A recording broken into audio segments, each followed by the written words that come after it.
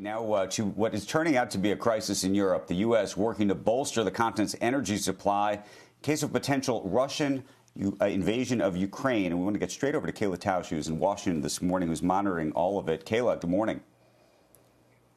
Good morning, Andrew. Today, the emir of Qatar becomes the first Gulf leader to visit the Biden White House as talks intensify on two fronts. First, expediting visas for thousands of Afghans living on military bases there and bolstering Europe's energy supply.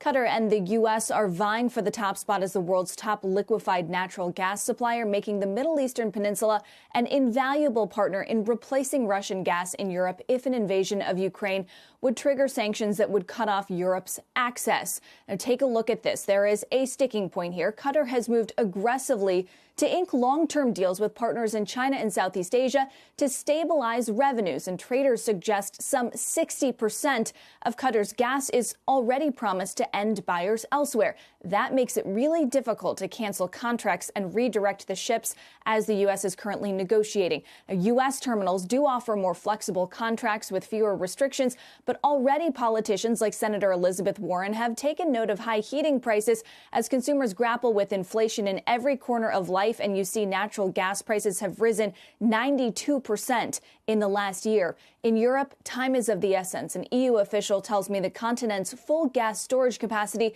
covers about 20% of the year's consumption. That means at current levels, there's enough gas for about 6 weeks. U.S. intelligence has suggested a possible invasion by Vladimir Putin could happen between now and mid-February. Andrew?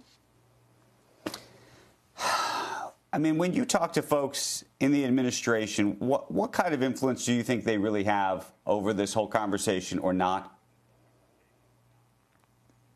I mean, I think they do have some influence here, Andrew. I mean, they have said that already since the beginning of 2022, there have been some ships, some LNG cargo ships that they have been able to redirect to Europe's LNG terminals. Certainly some of the satellite data shows that that is happening. The question is just a matter of volume. Is there really enough gas available on the world stage that is not already promised in a contract to another buyer that could truly fulfill the consumption needs of Europe? That is the big question, and that is what we haven't exactly come to an answer on, but we'll keep pressing and see exactly how the situation pans out. But although I will say there is still a hope, although a smaller and smaller sliver of hope with each passing day, that diplomacy will be the option and that this will not be an outcome that is needed.